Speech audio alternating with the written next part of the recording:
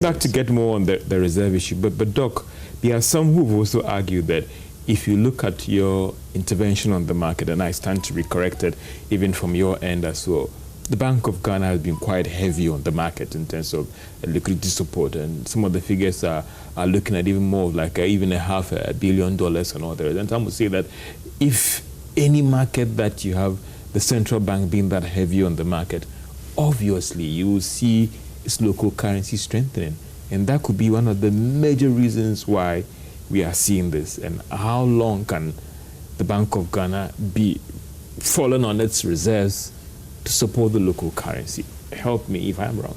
Yeah, I like this question, but as you would see, if we were that very heavy in terms of our support to the market, you will also see that we will not again be able to be doing that well with our reserves accumulation. Mm-hmm. But if there's one thing under the program, that IMF program, that we have done well as a country, first of all, it is in respect of the reserves accumulation. So that means that we really have been doing very, very well in terms of managing our reserves. So first, you will see that I mentioned earlier that if you look at the IMF program, we have already achieved the reserve target.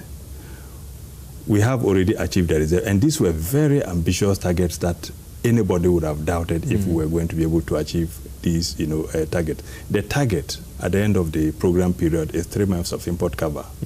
As we sit here now, we are above the 3 months of import cover. We currently are around, 3.7 months of import cover. That is using the IMF metric. Yeah. If you even were to look at it broadly, including the petroleum funds, which also belong to Ghana, we are even around 4.7 months of import cover. So that's quite a lot. So what this tells is that we just have devised, a very, innovative way of meeting the market demand while really, still accumulating the external buffers. So you will see that whatever we are doing currently is actually having a lot more weight on the accumulation of external buffers, the reserve, international reserves, as against, support to the market. We have strategic ways of really meeting the market demand without necessarily affecting the reserves. And